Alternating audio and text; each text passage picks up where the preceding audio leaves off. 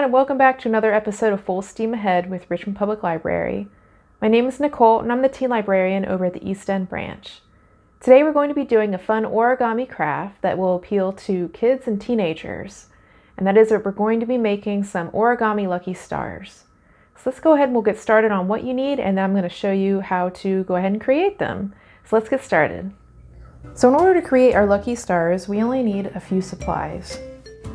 First of all, we're going to need a paper cutter. You can get one of these from a Michael's or any kind of craft store, probably Walmart as well. We'll need a mason jar. This is what we're going to put our lucky stars into as we create them. You'll need some scissors, and then you'll want some paper. Now, you can use pretty much any paper. Origami paper is going to be your best option just because it folds a little bit easier than any other paper. You can use printer paper if you want to, which I grabbed a couple pieces here. You just need to cut it into 1 centimeter strips.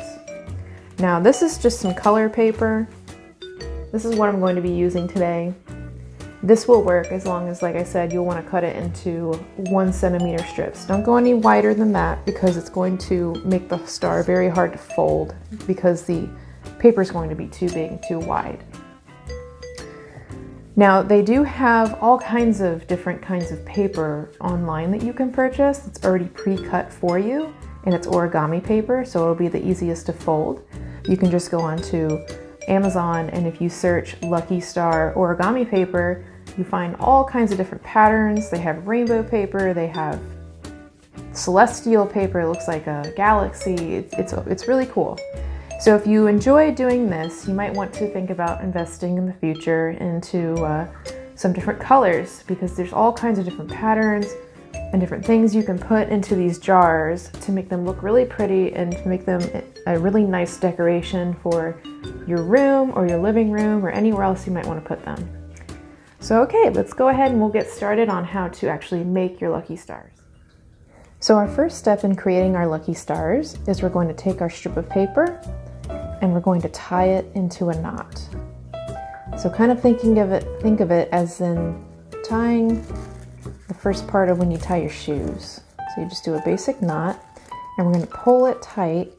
We're going to want one end, we'll want the knot to be on one end. So if you pull on the long end, it should force the knot to go to one end of the paper. And if the short ends up a little long, that's okay. We can always snip some of it off to make it the right size. So as you pull it tight, you'll kind of feel the paper start to naturally form a star shape. So as you see here, it's about, it's got the 5 sides forming right here. You try to pull this a little bit tighter. Okay, so this is what your first step is going to end up looking like. Just like that. Now, the short end, we're going to need to tuck this into the middle of the star. Obviously, this is way too long. So we're going to clip off some of this so that it's the right length. So about probably here. You may not even need to do this part if you manage to get the knot close enough to the small end. Okay, so now we're going to take this and we're going to tuck this into the middle part. So see here how that formed one of the 2 sides that the paper is sticking out of. So now we'll take our long piece of paper and we're just going to keep folding this over the edge. As you fold it, the paper should naturally go along the star. So I usually take my index finger and I kind of push it over the edge and see how it kind of guides itself along one of the sides. So you don't want it to force it to go across, any other way than when it's trying to naturally go. So we're just going to keep doing this until we get near the end of the paper.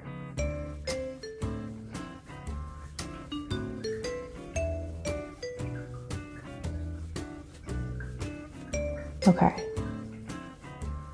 Now since this is kind of like too long to tuck into the middle, but it's also too short to really go around and tuck into the other side, I'm going to cut off just a little bit of the end of this one as well.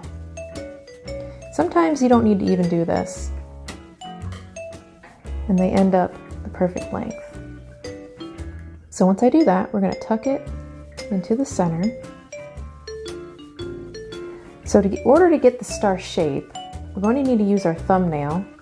If you don't have a thumbnail, that's okay. You should be able to just use your thumb.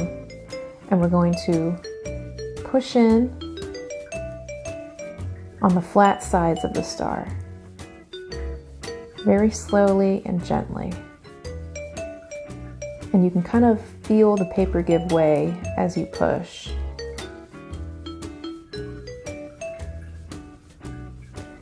Okay, so that's it after one pass. I usually like to go through it one more time. Just push in a little bit more. Okay. That looks pretty good. And then that's our little origami lucky star right there. How cute is that? And we're gonna do one more. This one I've already tied into a knot. So next I'm gonna tuck this into the center. And then now we're gonna go around the star with the paper. And like I said before, make sure you wanna follow the natural curve of the paper. I'm just gonna press in the sides. Depending on what paper you're using, if you find it harder to press in the sides, I was having a little bit of trouble with this earlier because I'm using kind of like normal paper, which is typically a little bit thicker and doesn't give as well as like origami paper. So there's another little lucky star. Thank you for tuning in to this week's Full Steam Ahead with Richmond Public Library. I hope you enjoyed creating your Japanese origami lucky stars, and I hope that they bring you plenty of luck in the days to come. We hope to see you soon, but until then, bye!